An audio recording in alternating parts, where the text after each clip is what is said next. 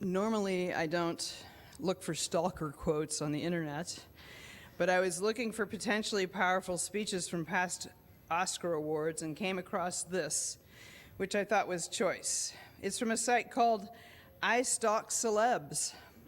Not sure exactly who it is, but he says his name is Mr. Shelby. I thought that what he had to say about Michelle Yeoh and her win for Best Actress in 2023 was meaningful. Quote, life's a funny thing, filled with its ups and downs and unexpected twists, and every once in a while someone comes along and shatters the glass ceiling, reminding us of the boundless possibilities that exist if we dare to dream. Enter Michelle Yeoh. At the 95th Academy Awards, Michelle Yeoh did more than just win the Best Actress accolade for Everything Everywhere All at Once. She broke barriers, becoming the first Asian woman to clinch that title. But here's the kicker. It wasn't just about the award. It was about what it represented. In her speech, Michelle didn't just thank the Academy and her co-stars. She reached out to every little boy and girl who looks like me, turning her win into a beacon of hope. It was a shout out to everyone who has ever felt marginalized, overlooked, or told they couldn't achieve something because of their race, age, or gender. Holding that Oscar, she didn't just see an award, she saw proof. Proof that dreams, no matter how big or audacious, could come true. And for all the ladies out there who've been told they are past their prime, Yeoh's win was a resounding screw that to such notions. In a world which often feels divided, Yeoh's win was a moment of unity, a testament to the power of perseverance, talent, and breaking the mold. She rightly said that night that this was history in the making. And sometimes history isn't just about the past, it's about shaping the future.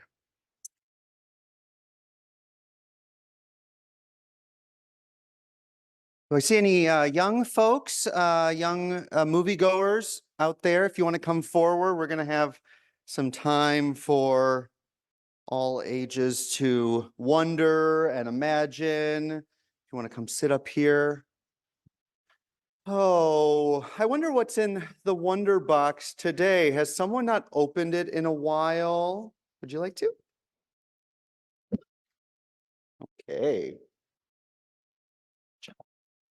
Oh, good. Forgot breakfast. Thank you. You can go sit down. What is this? Popcorn. Where do you eat popcorn? You have the same thing at home? Yeah, I borrowed it. No. How many of you know where you eat popcorn or when you eat popcorn? At the movies. How many of you been to the movies in the last year? Adults too? Okay. How many has been a few years for them? Okay. How many love going to the movies? Okay. How many of you love it because of the popcorn? Who cares about the movie? How many of you need to arrive 30 minutes at least before the movie starts? That's my style. Hattie sometimes rolls in at, like, we got to be there. How many of you have seen movies or have been going to see movies since you were really little? Yeah. Have you seen any good movies lately? Yeah, what did you see? The new Wonka movie, anyone? Okay. I grew up with Gene Wilder's. Well, I didn't grow up with Gene Wilder, but I grew up watching that movie. What did you see? What other movies have people seen lately? Did you see any movie lately? Lewis? Mario Brothers. Okay. Sandra? Oh, The Color Purple. The musical, right, that recently came out, right? Yeah. Yeah, Jan? Oh, the Barbie movie. Any of you seen that movie? Oh my gosh, all the color green in that. Oh, wait, no, I'm sorry. Pink. Yeah, pink. That's right. Oh, that was such a good movie. Other movies that people seen lately? Boys in the Boat. Okay, I got to see that. Was that in theaters? Oh, yesterday. Okay. Yeah. Asteroid City. That's the Wes Anderson. Yeah. They're very, very colorful. Any other movies that people have seen lately? Well, why did you like those movies? Or maybe what did you like about that movie? What do you? It took you to a whole different world. And what did it feel like being in that world? Felt really cool. A little sugar high you had there. Nice. Nice. I remember the early Willy Wonka and it was like, whoa, like that sound stage or wherever that was built. It was real. It was real. Yeah. Oh, they changed the story. Well, there you go. Sometimes when we tell stories again, we can tell it a little different. What else is it about movies that you particularly like? She likes to go into different worlds. Anyone? Yeah. Yeah, total immersion. Do you have the same experience when you're watching on a phone versus on the big screen? No. The sound, the visuals, the rest of the place being dark, someone else laughing or opening up their little cellophane next to you, that's great. Um, but there's kind of that collective experience with others in the theater as well. What other things are great about the movies? What? A lot of them can make you laugh. Yep.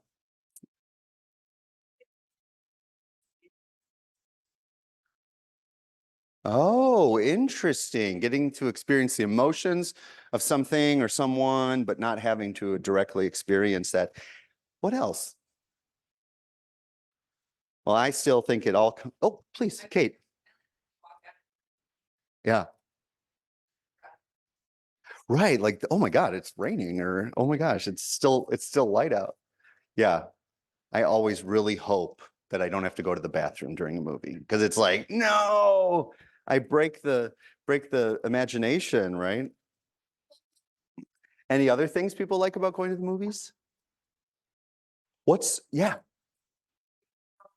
it does. It makes you forget your problems a little bit and maybe makes you jump into someone else's problems for a little bit. And again, kind of gives you a little different worldview. Anyone have a favorite movie of all time?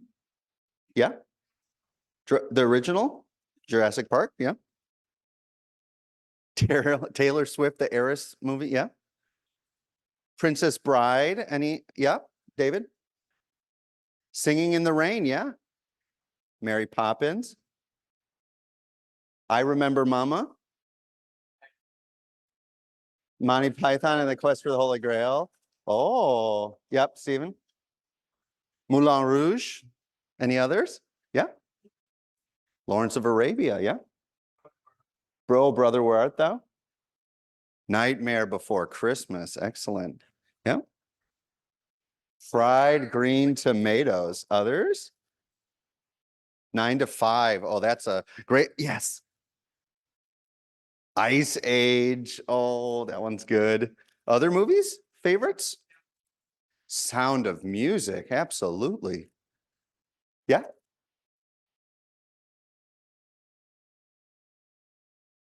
Dr. Zhivago. Yes. Any, well, we've named them all. No, okay, go on. Yeah. The original Star Wars. Wow. Yeah. Yeah. Yeah. Hattie's dad was huge into that. Sat her down when she was like 2 years old and said, "This is something you have to learn." Any other movies? Yeah. Oh, Mary Poppins Returns. Excellent. Any additional ones we haven't heard? Okay. Yeah. Ooh, Elemental. That's a great one. That's a nice one. Or Inside Out, or some of those. Have you ever seen an animated film that was like, whoa, this is kind of deep, kind of like for parents or others? Yeah. Oh, Princess Diaries 2. The sequels sometimes are better than the original. So we all have different favorite movies, and somehow they stay with us. And we think about them. Perhaps we haven't thought about what it was like being a kid going to Star Wars, so many times, or where we were when we did this. But there's a lot of really powerful things that come from going to the movies. And we're going to talk a little bit more about the movies today. And I hear you all are going to watch some animated shorts, like not shorts, but like the short films that were nominated for Best Animation. So I think that was a good choice as opposed to documentary feature length. That might have been a little heavy. So I think you're going to take your popcorn out. You can take this with you, and we'll sing our kids and youth out to their classes today.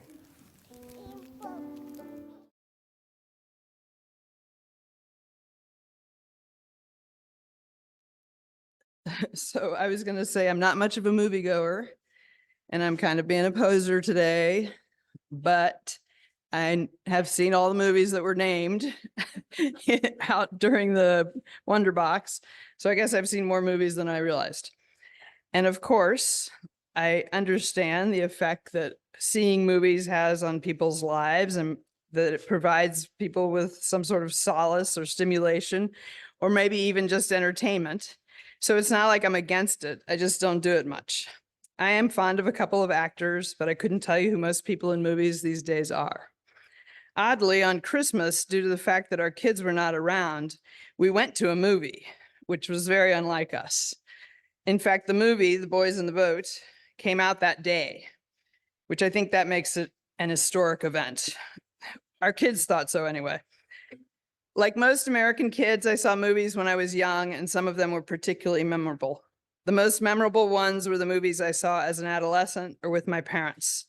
Most of them, by today's standards, I think would be considered low budget or possibly bad. My dad loved the Marx Brothers and took us to see their movies at the Rivoli in Indianapolis. Maybe this is why I'm fond of comics. I realize now that the movies that I was most moved by, the movies I didn't like or was freaked out by, and the movies that I recall with fondness and which stuck with me, were emotionally moving to me, meaningful to me, not just interesting. I was moved by them, which is why I remember them. And I think that continues to be the case. I remember vividly loving the movie Sounder, which I saw in 7th grade with my grandmother. It's a heart-wrenching story of Black sharecroppers in the Depression-era South who are so poor that the father resorts to stealing food, and he gets arrested, leaving his wife alone to care for their son. Sounder is the family's dog, and he runs away when the dad leaves, but the boy looks for him and is always hopeful that he'll find the dog and his dad will come back. It's super moving and so well acted, with Cicely Tyson and Paul Winfield in the title roles. It really stuck with me, and I was so pleased to be able to read it with my kids and show them the film. I also remember very well a movie that I saw as a young teenager, I can't recall the name, about a girl who went to get an illegal abortion, and she died because of the procedure. It was so profound and scary for a young girl to see. And as my title suggests, I loved sappy romantic movies, steered clear of horror movies. I never saw Jaws or The Exorcist, and fell for extremely attractive romantic movie actors like Robert Redford, Paul Newman, Richard Gere, and Sidney Poitier. However, I was never someone who idolized celebrities, although I did have my share of teen heartthrobs on my wall. I think I became a skeptic when my big brother went to Hollywood as an actor. He was sure that after getting his MFA in acting and doing several plays on stage in New York, he would be a Hollywood star. He was in a few movies, played bit parts, had several roles on TV dramas, and met lots of famous people. He extolled the excitement of being in Hollywood and rubbing shoulders with the rich and famous. I was young and thought he was really cool, so I think I was adequately impressed, but not bowled over or completely convinced. After a while, he had been at it for several years and hadn't really progressed in terms of his search for fame and fortune. Everyone in my family became a bit cynical about his desire for fame.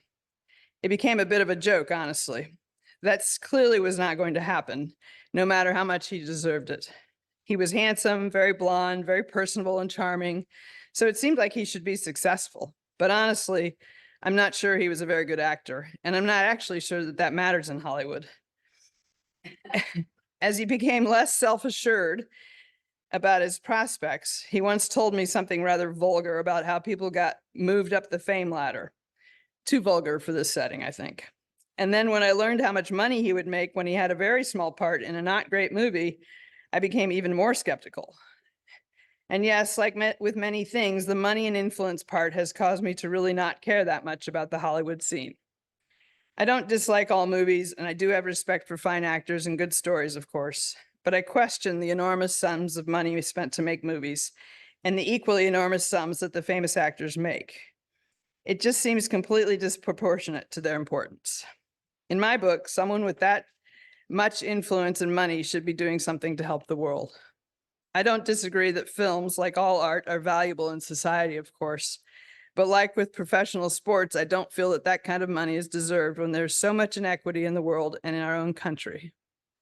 I appreciate the actors who are making an effort to have some influence, like Michelle Yeoh in her acceptance speech. Leonardo DiCaprio is a climate activist. Mark Ruffalo, a social justice advocate.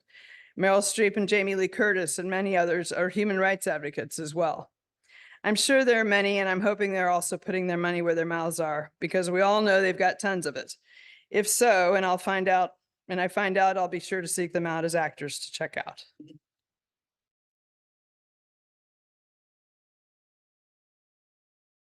And we have two readings, and the first, hopefully, will be memorable. It's an excerpt from AFI's 100 Years, 100 Movie Quotes. Now, we see a lot of buffs out there in movie watching, and so we're not going to tell you what movies these are from, but feel free if you say it or shout it out as we take you down some of AFI's 100 movie quotes. Number 2, I'm going to make him an offer he can't refuse. I don't think that was a good. Better than sorry. Number 4, Toto, I have a feeling we're not in Kansas anymore. 5, here's looking at you, kid. Number 6, go ahead, make my day. It was good. Number 8, may the force be with you. Number 9, fasten your seatbelts. It's going to be a bumpy night. All about Eve. Thank you. Number 10, you talking to me? Number 13, love means never having to say you're sorry. Number 15, E.T. phone home. 16, they call me Mr. Tibbs. Number 20,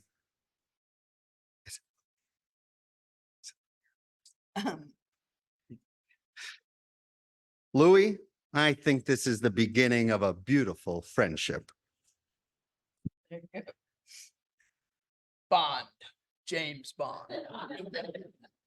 Number 23, there's no place like home. Oh, sorry. I'm walking here. I'm walking here. No, it's like, I'm walking here. I think that's it. Number 28, play it, Sam. Play as time goes by. You can't handle the truth. Number 33, I'll have what she's having.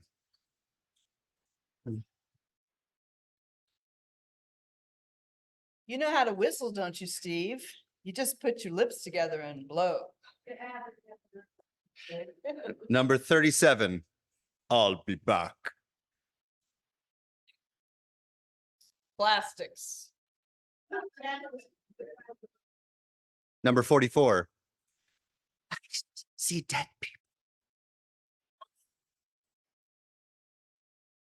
Stella! Hey, Stella! Love that. You're good. Good to see that. Number 58, you keep your friends close, but your enemies closer. Okay. Say hello to my little friend.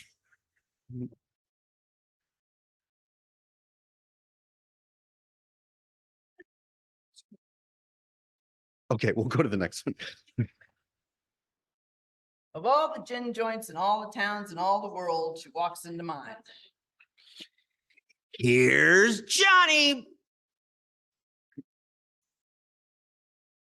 I have always depended on the kindness of strangers. Hasta la vista, baby. My precious. Oh, that was good. That was good. Yeah. Number 89. Tell them to go out there with all they got and win just one for the Gipper. I don't know if that's what it's from, but A martini, shaken, not stirred. which one? Who's on first? I feel the need for speed. There you go. Finally, carpe diem. Seize the day, boys. Make your lives extraordinary.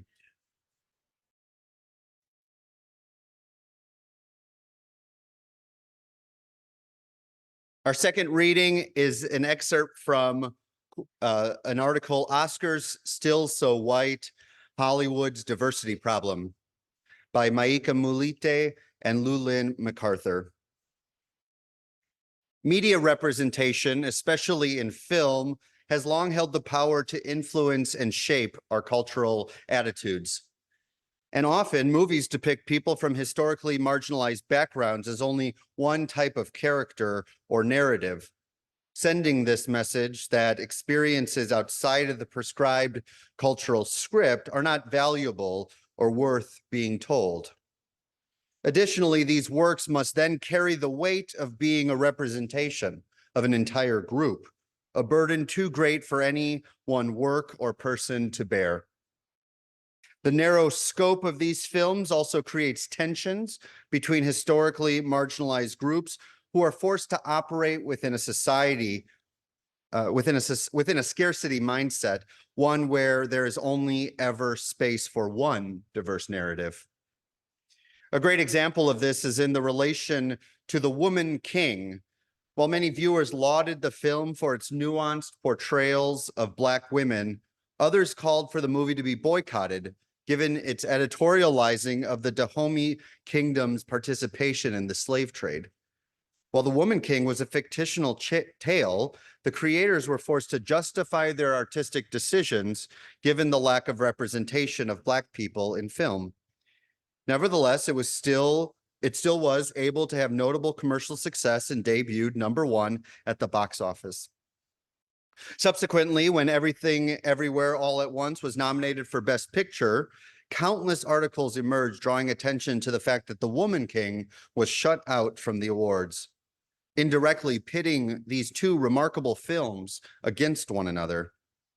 When award shows predominantly nominate and celebrate white and male artists while overlooking the successful works of BIPOC and women creators, it perpetuates the idea that the contributions of the latter are not as significant or worthy of praise.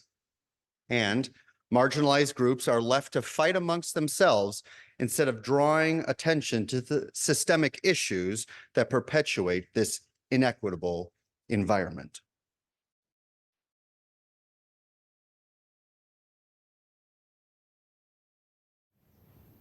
I have a question.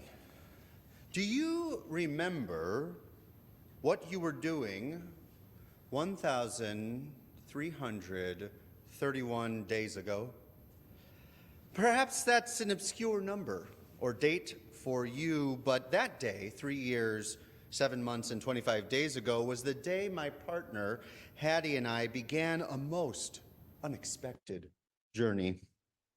You see, we were only a couple months into the pandemic. This was May of 2020. And we decided we might be cooped up in our homes for a while. So what were we to do?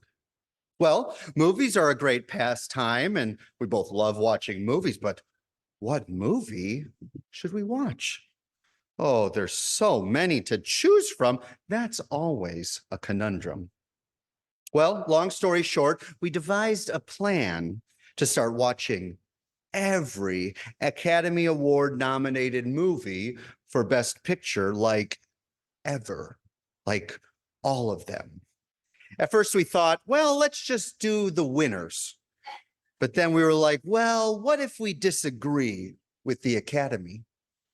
So our plan expanded towards what is now a collection of some 591 films that have been nominated over the past 95 years for the Oscar for Best Picture. And if you didn't know, I sure do love a good spreadsheet. So I created one with all of the nominees, color-coded, of course, and with columns to not only choose our favorites each year, but to also rank each year's nominees in our preferred order. Oh, one more important piece of information. We decided to not go chronologically from the first year of the Oscars to the present day. Rather, we used an app to randomize what year we were to watch, and then watch each of those films in that year in a random order as well. And we watched all of them, even if we had seen them before.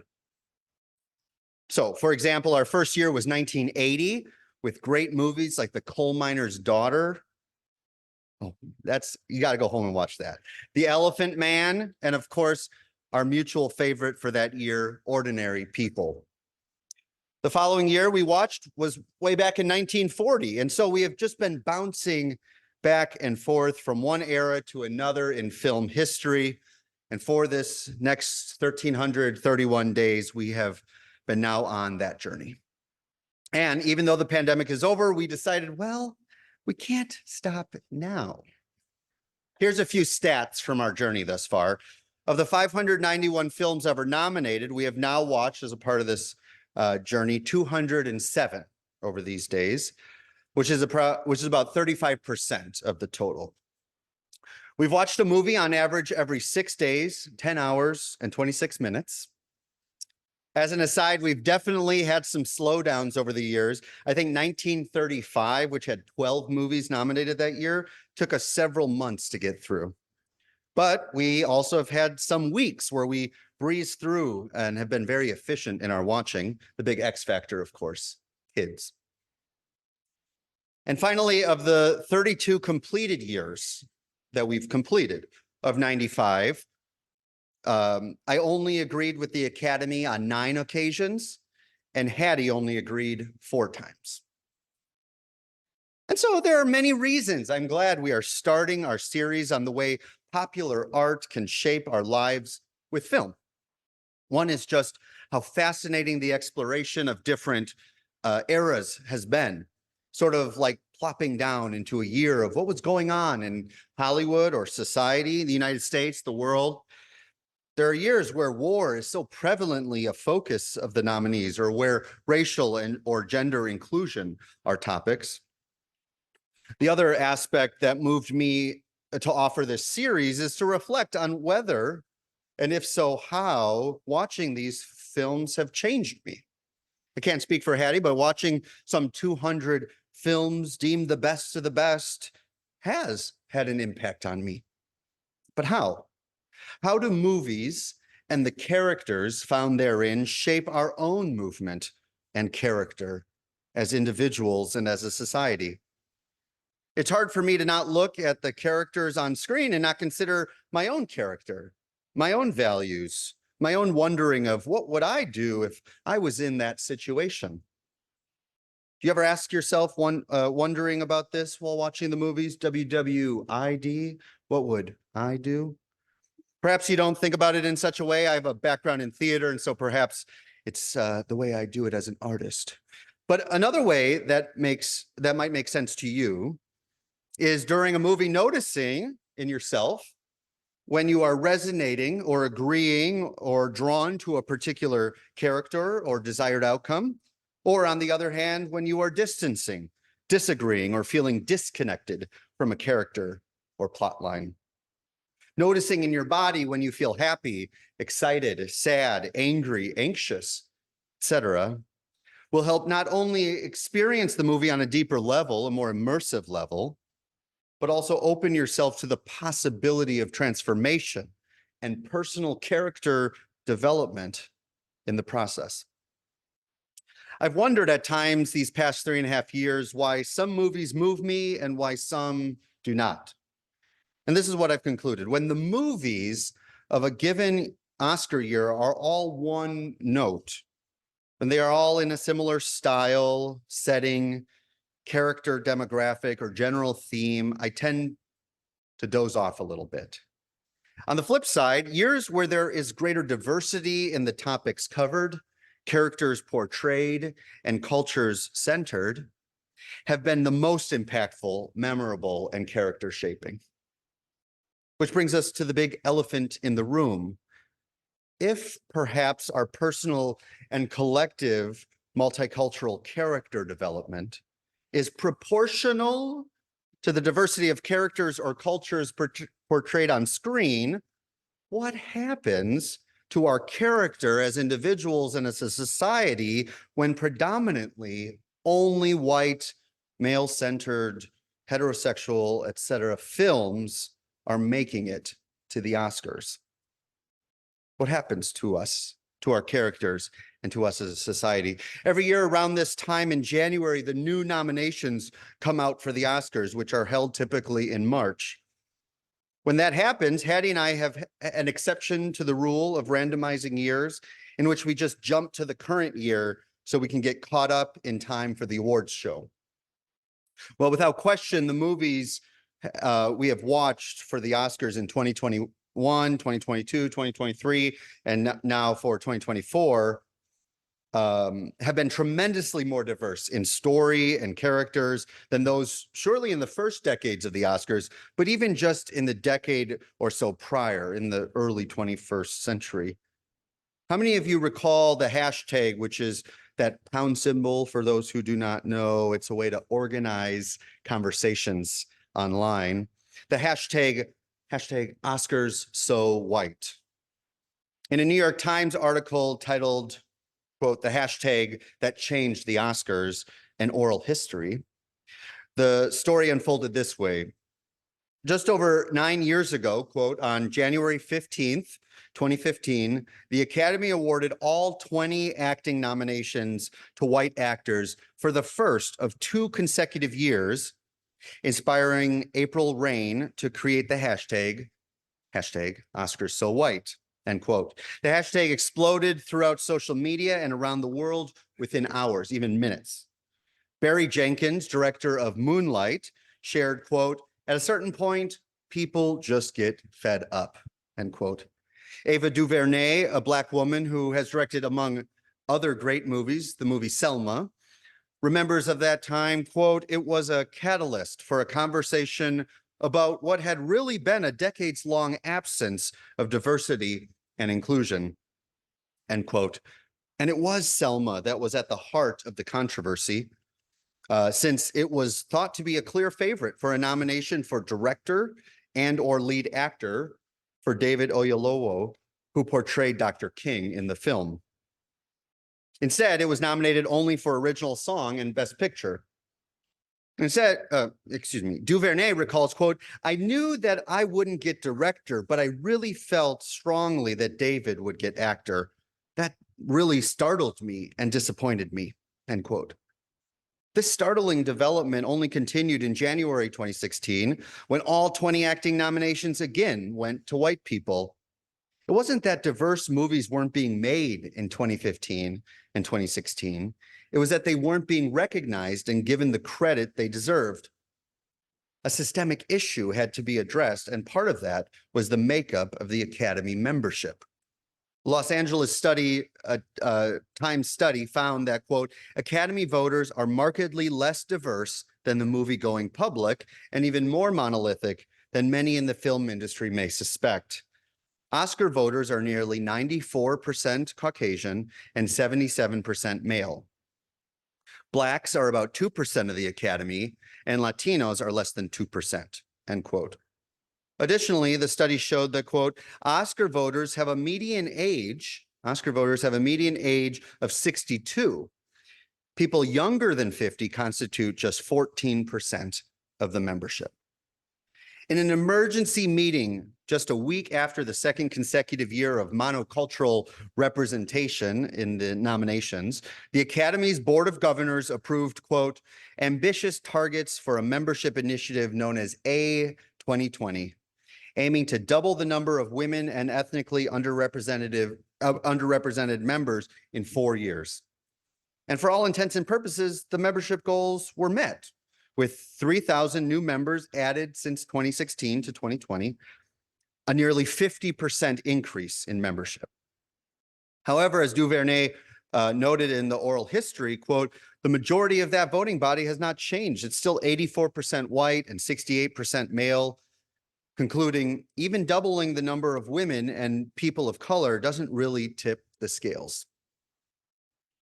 I found the following summation of the controversy we're talking about very helpful to bring this all around to our individual and social realities today.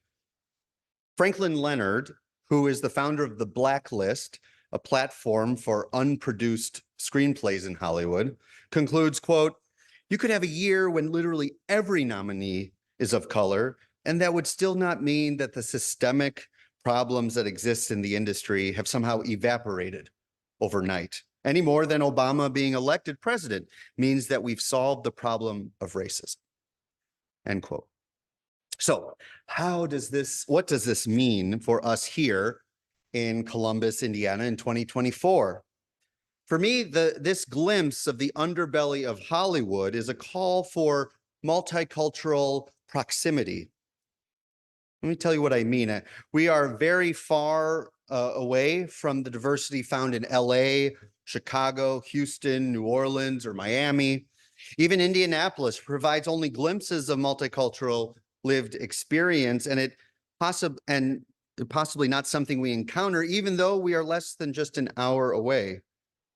Multicultural proximity is made possible through many art forms, including the movies, that can bring the audience into worlds real and surreal, near and far.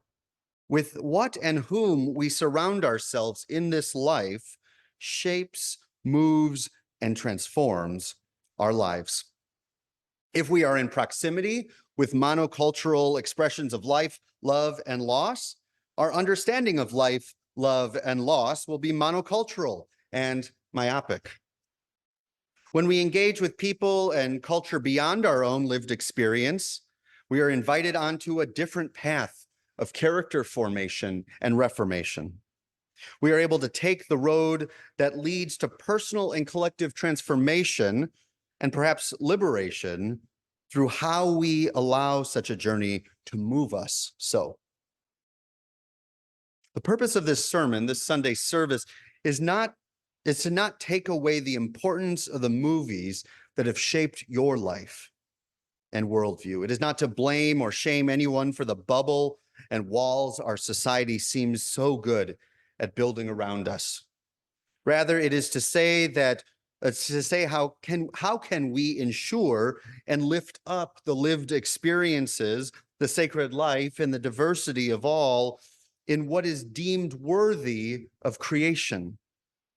Addressing the issues of Hollywood would primarily be a benefit to those whose lives would now be more often visualized in popular culture.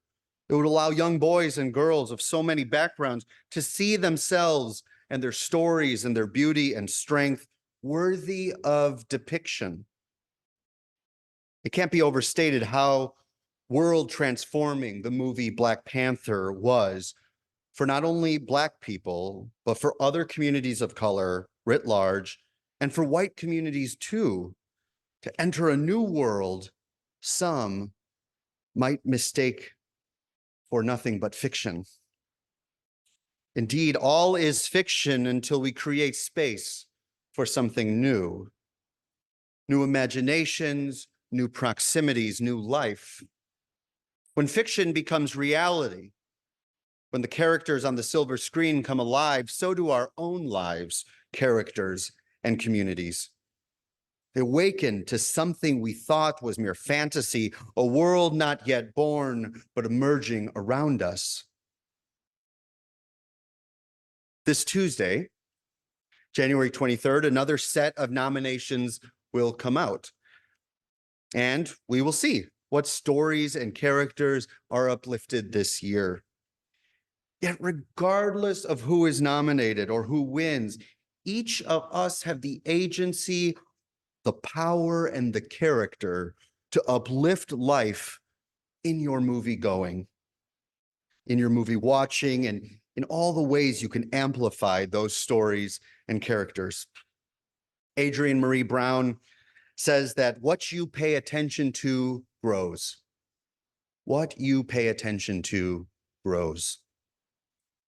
And so it is true in our lives, in the character of our living, and in our relationship to all that is good, worthy, and sacred within, among, and beyond us this day. I cannot wait to see what stories, what dreams may come from our living and from all whose lives are sacred and oh so ready for their close-up. May it be so. And amen.